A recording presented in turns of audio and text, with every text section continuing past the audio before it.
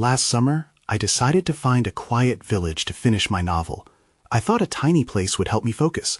So I found this pretty village with small cottages and cobblestone streets. It had a river nearby that murmured at night. I rented a cabin at the edge of town, thinking it would inspire me, but I couldn't shake what happened. At first, everything seemed fine. It was peaceful. I rode in the mornings and walked by the river in the afternoons. Then, on my second night, I woke up to loud knocking at my door. It startled me. I thought it was just kids playing tricks, so I sat up for a moment. The knocking stopped. I waited, then got up. I opened the door, but nobody was out there. The air felt cold, and that chill stuck with me. The next day, I noticed the village was strange. As I walked around, I saw figures lingering in the shadows. They didn't do anything, they just stood there. It made me uneasy. Then I saw something even stranger. There were no children playing anywhere. It should have been lively, but it felt eerie and empty. I started to hear muffled voices at night, but I couldn't tell what they were saying. It felt secretive, like they were hiding something. I began to think that something was wrong in the village. Each night, I wrote down everything I noticed. When I talked to the locals, they were tight-lipped and glanced around nervously, like they were scared. The more I asked, the more they avoided the topic of missing villagers. I heard stories about people who just disappeared over the years. I pressed one of them about it, and they quickly changed the subject. That only made me more curious. One evening, I stood outside my cabin, taking in the quiet. I noticed one of those figures again, standing at the edge of the woods. My heart started racing. I called out, thinking it was someone in trouble. They didn't respond. They just turned and walked into the trees. I stepped forward, wanting to see where they went, but a cold wind rushed past me. It made me shiver. Now I was sure those people were really missing. I suspected the villagers knew more than they were saying. Were they part of some dark secret? My sleep got interrupted every night with that knocking again. I would check, but always found nothing. I didn't know how much longer I could stay. Every moment felt like I was being watched. Then one night it happened again. The knocking came back, louder this time. I braced myself, opened the door, and saw the figure standing in the moonlight. But it wasn't just any figure. I froze. It was someone I recognized, a local I had seen around. They looked different. Their eyes were wild, and they whispered, "You shouldn't be here." My heart dropped. I didn't know what to do. The moment felt endless as I tried to understand. Then before I could speak, they turned and disappeared into the forest. I never saw them again. The mystery deepened, and I knew I needed to leave that place. But that night still haunts me. I tossed and turned all night, the figure's words echoing in my mind. You shouldn't be here. I kept my cabin door locked, dreading the thought of stepping outside. Dawn finally broke, but it did little to ease my nerves. I couldn't just sit and wait. I needed more answers. After breakfast, I decided to visit the village center. I passed the tight clusters of cottages, their wooden frames creaking in the morning breeze. The air was thick with silence, and any sign of life seemed to vanish as I drew closer to the small marketplace. Strangely, it felt more remote now, almost suffocating. I approached a local shopkeeper named Greta. She had watched me write on the porch for days. I thought maybe she might open up. "Good morning, Greta," I said, forcing a smile. Her eyes flickered to the ground, avoiding my gaze. "Morning," she said quietly. "Do you have many visitors here in summer?" "Some." "Have you ever had people go missing?" She stiffened at my question. "No more than anywhere else, I'd say." Her response was clipped, and it stung. "I heard stories," I pressed on, feeling desperation bubble up, "about people who just disappear." Greta's eyes narrowed as she leaned closer. "People talk too much. Best to let it go." She looked over her shoulder as if she were afraid someone might overhear. But I wasn't ready to let it go. I found myself wandering through the empty streets, hoping to catch a glimpse of those figures again. The rising tension in the air made me feel more unsteady. My footsteps echoed, breaking the silence. As I walked, I spotted one of the shadowy figures again, further down by the riverbank. It was a man, standing still, staring out over the water. My curiosity pulled me closer. "Excuse me," I called. He didn't turn, didn't react. I took a few more steps, but doubt crept into my mind. What if it was another warning? Suddenly, he turned his head, and I froze. His face was gaunt, his eyes darkened and sunken. "You shouldn't have come here," he repeated in a low voice, just like the other figure. A chill ran through me as he pointed at the forest behind him. "You need to leave tonight." Heart pounding, I stepped back. I couldn't leave without knowing more, but his intensity terrified me. "Why?" I managed to ask. He opened his mouth, but no words came out. Instead, he glanced to the woods. That's when I realized something was moving between the trees. Shadows darted, flickering like flames. My instinct screamed for me to run, and I didn't hesitate. I turned and fled back to my cabin. Panting, I slammed the door and locked it tight. I leaned against it, my mind racing. What was happening in this village? I was determined to uncover the truth, whatever it might lead to. Then I heard it, the unmistakable sound of knocking on my door. It was different this time, like a steady rhythm, almost intentional. I held my breath, knowing I couldn't avoid it any longer. Someone was trying to get in. I envisioned those shadowy figures outside my door, their hollow eyes staring at me. My breath quickened as the knocking grew more urgent. I tried to quiet my racing heart, but the sound drowned out everything else. I darted to the window, peeking through the curtain. No one stood there, just trees swaying lightly in the wind. It felt absurd to think I could find safety behind glass, yet the darkness outside held a chill far worse than any cold breeze. I edged back to the door and pressed my ear against it, straining to hear. Silence. Then, just like before, the steady knocking resumed. "Let me in," a voice called, low and raspy. It sent a shiver down my spine. I crouched down, trying to remain hidden. Who was it? I felt pinned in my own cabin, prey to my fear. The voice sounded familiar, but I couldn't place it. My mind raced through possibilities. What if it was another warning, or something worse? I positioned myself to grab the iron fire poker from the fireplace, hoping I wouldn't have to use it. "Please," the voice pleaded again. "You need my help." Help? My tension flickered momentarily at that word. Did I dare to respond? "Who are you?" I called back, keeping my voice steady, despite the rising tide of dread in my chest. "Someone who knows what's happening here," the voice said, and I could almost sense the urgency. "But you need to trust me. Open the door before it's too late." "Too late for what?" I wanted to shout back, but doubt kept me silent. Then I remembered the man by the river. The warning they all shared burned in my mind. You shouldn't be here. Then, without warning, the knocking stopped. I waited, breath held, unsure whether to feel relief or more fear. Minutes ticked by in heady silence. I stood frozen, listening closely for any sound that might betray my visitor's presence. Just as I began to convince myself it was over, I heard rustling outside my cabin. It came from the back, where the trees grew thicker. I shifted closer to the door, my hand clenching around the poker. The sound grew louder, branches snapping, leaves crunching, as if something unfathomable was closing in. I threw open the shutters and glanced outside, but it was easier said than done. I squinted through the obscure shapes of the trees and shadows. That's when I saw it, a figure moving hastily along the edge of the woods, just out of reach of the dim light. Instinct kicked in. Without thinking, I bolted to the back door, adrenaline pushing me past my fear. I swung it open just as the figure vanished into the trees. "Wait," I shouted, running after them. But I stopped short when I heard a low growl erupt from deep within the forest. My breath hitched. Something else was out there, and I wondered if it was waiting for me as well. I hesitated, afraid of what I might find if I followed. But I couldn't just stand there. I had to know. "Hello," I called out again, hoping for another response. Then everything went dark. I jolted awake, gasping for breath, disoriented. The cabin was cloaked in darkness, the flickering light of the oil lamp barely illuminating the corners. I shot up from the floor, my heart racing as fragments of my dreams slipped away like smoke. The growl still echoed in my mind, a warning I couldn't shake. My senses were heightened, and I felt a wave of panic wash over me. Had I really been unconscious? I pressed my palms against the cool wooden floor, grounding myself. Slowly, I got to my feet and made my way to the window. The moonlight streamed through the trees, casting eerie shadows across the ground. Nothing seemed out of place, yet I couldn't shake the feeling of being watched. Taking a deep breath, I glanced around the small space, searching for the poker. It remained where I had left it, just in case.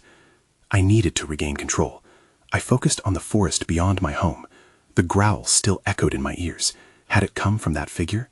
I felt compelled to find out where it went. With each step, hesitation gnawed at me. Something could be lurking just outside, waiting for the perfect moment to strike. Summoning my courage, I grabbed the poker and opened the back door once more. The cool air hit me like a slap, instantly waking me up even more. I peered into the darkness, every shadow teasing my imagination. The rustling continued, but it was different now, more frantic, desperate. "Hello? Is someone there?" I called out, my voice steady despite my pounding heart. Silence followed, so thick it felt almost tangible. That's when I saw it again, a flash of movement near the tree line. I squinted, trying to make sense of the figure, but it slipped deeper into the underbrush. "Wait," I shouted, fueled by my curiosity and fear in equal measure. My body moved before my mind could catch up, darting toward the sound. As I entered the woods, the branches scratched at my arms, the dark enveloped me, anxiety draped over my shoulders. "What am I doing?" I whispered, unsure why I felt compelled to chase after a shadow. Suddenly, the growling returned, low and primal. I froze, straining my ears. It felt like it was circling me, waiting for an opening. "This is a mistake," I thought, panic tightening in my chest. Then a shriek pierced the night, a sound so raw it made my blood run cold. My stomach twisted with fear. I stumbled back, ready to flee, but something flickered in my peripheral vision, shuffling at the base of a large oak. I steeled myself and took a step closer. That's when I saw it. A small figure lay curled at the trunk, cloaked in shadows. The air suddenly felt charged with dread. I leaned closer, my heart racing. It was human, but covered in dirt and leaves, looked almost apparel. Before I could process what I was seeing, it turned its head slowly toward me. I was met with wide, glassy eyes full of sorrow and fear. "Help me," it whispered, the plea cracking like glass. In that moment, I understood I was not in control anymore. Whatever was happening, it was far worse than I could have imagined. I took a step back, but the figure lunged forward, desperation in its eyes. "Please, you have to help me." Then, before I could respond, the ground trembled beneath us. A low rumble began to rise from the earth, and I braced myself for whatever horror was approaching. The ground shook stronger, and my breath caught in my throat. My instincts screamed at me to run, but the figure remained in front of me, its eyes pleading. "You don't understand," it gasped, its voice barely audible over the rumbling. "What don't I understand?" I shouted back, my heart racing. I glanced around, wary of what was causing the disturbance. I felt trapped between the fear of the unknown and the need to help. "It's not safe here," it cried, scrambling to its feet. The creature was no longer a pitiful sight. It held a wild energy, an urgency that made my skin prickle. "We have to go, now." With the ground still trembling, I took a tentative step back. "You're scaring me. What's happening?" Just then, a powerful sound ripped through the night, a roar that felt like it came from the depths of the earth itself.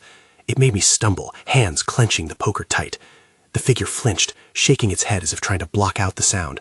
"Please," it implored again, waving a hand toward the woods. "Follow me. There's something out here with us." Fear coursed through me, but the desperation in its eyes ignited a flicker of bravery.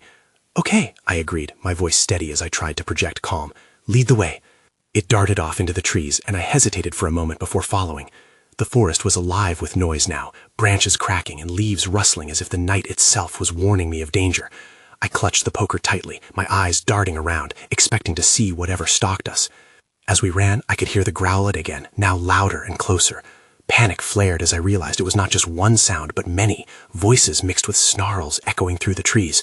"What is it?" I panted, barely keeping up with the figure ahead of me. "It's like a pack," it shouted back, glancing over its shoulder. I couldn't keep up as my mind racing. A pack of what? I felt the chill creep deeper into my bones. Then we burst into a clearing, moonlight flooding the space. My breath came in quick gasps as I surveyed the area. "Where are we?" I asked, looking for any signs of safety. A few scattered rocks marked the perimeter, but nothing else. The figure turned to face me, fear etched on its dirt-covered features. "This is where they take us. We have to hide." Before I could ask what it meant, shadows erupted from the trees, dark forms slinking towards us. I felt my heart drop as the growling intensified, now fierce and primal. The figures began to materialize, grotesque shapes with sharp teeth and glowing eyes, their forms blending into the darkness. "Run!" I shouted, adrenaline surging through my veins. We turned, sprinting back toward the tree line, but my heart sank. The growls were no longer in the distance. They surrounded us. I could hear their breath, feel their presence closing in. With the moonlight flickering behind us, I snatched the poker up tight. I glanced back, terror gripping me. "What do we do now?" The figure's eyes widened as it answered. "You don't want to know." Everything went dark. I jolted awake, my heart pounding. I was lying on the cold ground, the taste of dirt in my mouth. I blinked against the sudden brightness of the moon, my mind racing to piece together what had just happened. Had it all been a nightmare? But the lingering tremors in the ground reminded me that it was all too real. I sat up slowly, and the figure was beside me, panting heavily. Its eyes looked wild, reflecting the moonlight like hollowed glass. "We have to keep moving," it insisted, pulling at my arm. "They'll know we're here." "What are you talking about?" I gasped, still trying to catch my breath. "What are those things?" "They hunt us," the figure replied, urgency lacing its voice. "The pack. They can smell fear. We can't let them find us." Confusion swirled in my mind. I tried to collect my thoughts. "Are you one of them?" I asked, though I wasn't sure why I felt the need to clarify that now. "No, I'm like you," it answered, voice trembling. "I'm in danger, just like you. Please, we have to get to the cave. It's our only chance." "A cave?" I echoed, my instinct still screaming at me to escape. "Where even is it?" My gaze darted around the clearing, the surrounding trees cloaking everything in shadows. The figure pointed east. "Follow me, I'll show you." A sudden rustle from beyond the tree line sent ice down my spine. The growling rose again, relentless and hungry. This time I could see the shapes moving between the branches, dark silhouettes closing in. "They're coming," I cried, remembering the poker in my hand. I clutched it tighter as a surge of adrenaline rushed through me again. The figure grabbed my wrist. "Now, move!" We dashed through the trees, weaving between trunks and underbrush. The growls echoed behind us, closer and more menacing. I could feel the air thick with their presence, almost like they were breathing down my neck. "What happens in the cave?" I yelled, desperate to know anything that might calm my racing heart. "It's a place of shelter," the figure shouted back. "They can't follow us in. Just don't look back." We sprinted on, and at last I spotted the cave entrance, a dark mouth in the side of a rocky hill.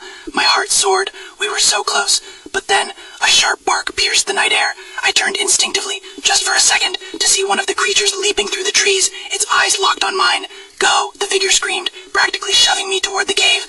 I dove inside, the cool air wrapping around me as I stumbled over the threshold.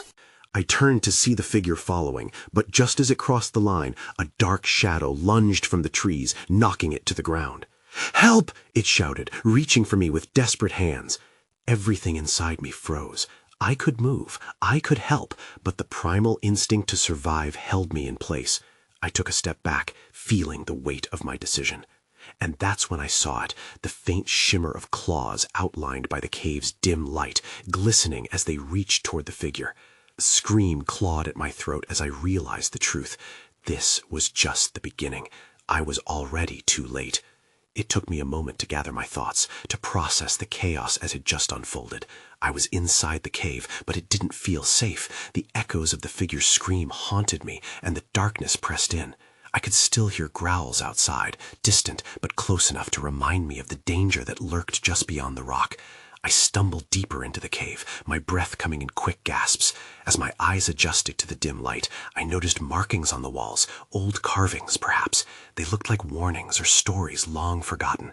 I ran my fingers over the rough stones, trying to drown out thoughts of what had just happened, but the image of the figure falling under those claws wouldn't leave my mind. I needed answers. Who was that person, and what were those things chasing us? Instinctively, I crept further into the cave, listening for any sign of danger. The growling had faded, replaced by a tense silence. I hoped meant the creatures had moved on, but before it did catch my breath, a low whimper echoed through the darkness. I froze, heart racing again. "Hello?" I called out, my voice shaky. "Is anyone there?" The whimper turned into a soft cry, and I followed the sound. I stumbled upon a narrow room, barely illuminated by a sliver of moonlight filtering in from a crack above, and there, huddled in the corner, was a figure, trembling and dirt-streaked. "Please, help me," it pleaded, looking up at me with wide, terrified eyes. I could barely make out the features of a young woman, disheveled but alive. "Are you okay?" I asked, my instinct to help kicking in. "What happened to you?" "They took us," she murmured, voice barely above a whisper. "They took everyone. I don't know why. Just don't let them find you. You'll be next." Her words twisted my stomach. "Took everyone? Who?" "The pack," she said, shaking her head. "I thought I was safe here, but they're always watching. They can smell you. They can find you anywhere."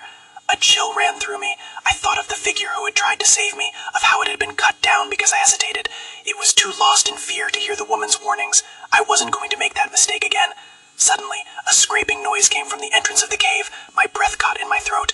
The woman's eyes darted toward the sound, and she seemed to shrink back into the shadows. "Don't!" I hissed. "Stay quiet." But it felt too late. The growls were back, louder and furious. Panic surged through me like fire. I needed to act. I glanced around for something, anything that I could use. That's when I spotted a sharp rock, jagged and gleaming in the light. I picked it up, my grip tightening with resolve. But as I turned to the woman, I realized I had one more choice to make. "We need to get out of here. Can you walk?" Her face twisted in fear as she nodded, but I could see the panic in her eyes. Then, in that moment of uncertainty, I heard a low growl creeping closer, echoing through the cave like a death knell. The darkness shifted, and I knew whatever was out there had found us. I felt the tension hang heavy in the air, and I steeled myself for what was to come. Because now, running was no longer an option. There was no choice left. We had to face whatever was lurking in the shadows. I felt my heart pounding as the growl grew louder, reverberating against the cave walls. The woman pressed against the rock, her body trembling like a leaf. I tightened my grip on the jagged stone, preparing for what was coming. The shadow shifted again, and a massive figure slipped through the entrance. My stomach tightened as I took in the sight. Dark fur, gleaming eyes, and a maw filled with rows of sharp teeth. It was like something straight out of a nightmare. "Back," I whispered, raising the rock defensively. The creature's gaze locked onto mine, predatory and focused. I felt small and powerless in that moment, and I wasn't sure how much longer I could keep up the act of bravado. Then, to my shock, the creature paused. It sniffed the air, nostrils flaring as if it were testing for something. I glanced at the woman beside me, her face pale. "What is it doing?" she breathed. "I don't know," I replied, my voice low and tense. I was desperate to understand this beast, to figure out what it wanted. As it continued to sniff, an idea sparked in my mind. "What if it can sense fear?" I said, half to myself. "If we stay still." But before I could finish my thought, the creature snapped its head towards us, its yellow eyes narrowing. It crouched low, muscles coiling like a spring, and I knew we had only a second left before it lunged. "Run!" I shouted, pushing the woman ahead of me. We darted deeper into the cave, the sound of our footsteps echoing off the stone. Behind us, the beast gave a powerful growl and bounded after us, thundering across the ground. I could hear its claws scraping against the stone, the breath of the beast hot on my back.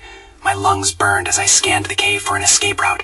The narrow passageways twisted and turned, and just as I thought we might lose it, I spotted a narrow opening to our left. "Over there!" I shouted, my voice hoarse with panic. We veered toward the opening, squeezing through the tight space, feeling the weight of the creature's presence behind us. On the other side, we stumbled into a wider chamber, filled with strange remnants. Metal shards, old bones, and broken tools scattered across the floor.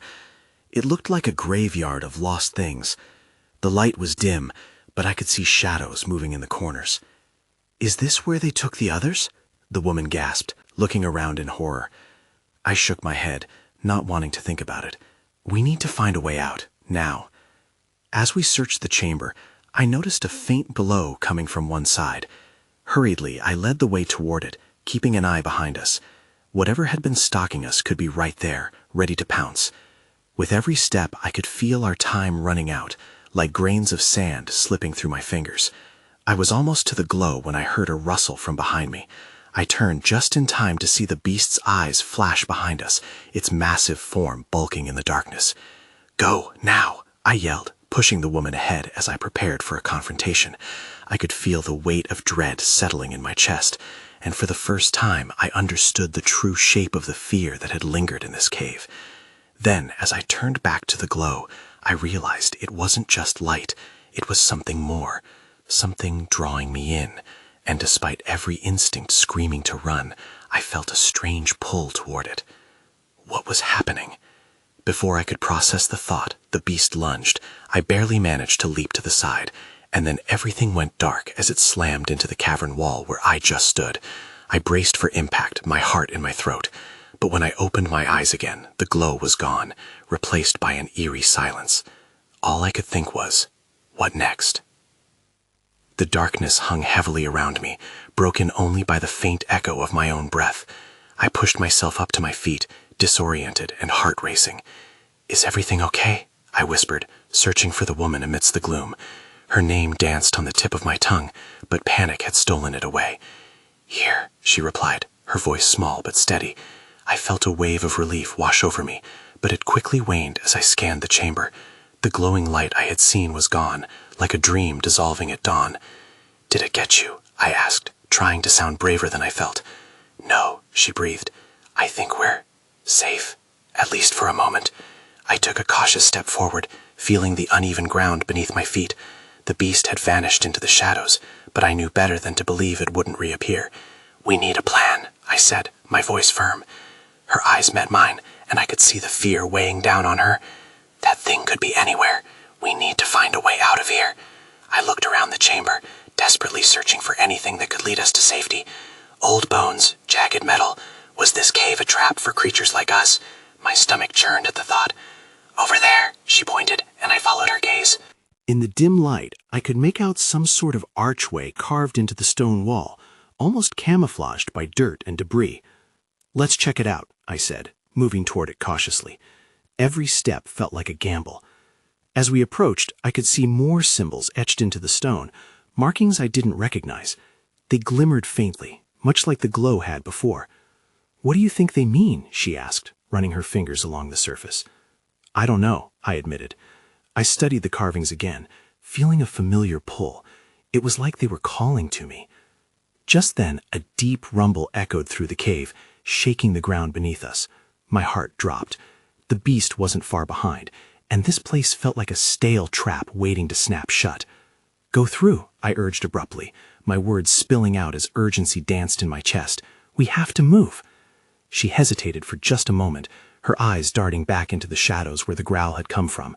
Then she nodded, and together we squeezed through the narrow archway, our bodies brushing against the rough stone. Inside, the air shifted. It felt cooler, almost alive. I could sense something different in this space, an energy that made my skin prickle. The sound of the beast grew fainter, but I didn't relax. Do you hear that? She suddenly whispered, her voice trembling. Yes. The faint sound of water trickled our ears. It was a slight but welcome noise compared to the chaos outside. Do you think it leads somewhere? She asked. I could only hope. There had to be an end to this madness. As we crept further down the passage, I felt a flicker of determination swell within me. We needed to find a way out, but we also needed to know what kind of creature had chased us and why. That's when I saw it, a faint glimmer dancing through the darkness up ahead, light, pure and white. Hold on, I whispered, quickening my pace. But as we approached the source, I realized it wasn't just light at all. It was something else entirely, a vivid flash of color that turned my stomach sour. What is that? She gasped as I stepped closer. My heart sank. There, laying still at our feet, was what appeared to be a piece of clothing. But it wasn't just any piece. It was torn, stained, and fraying at the edges. Someone had been here. And deeper down this path, I sensed the answer we were looking for. But now it felt more dangerous than ever.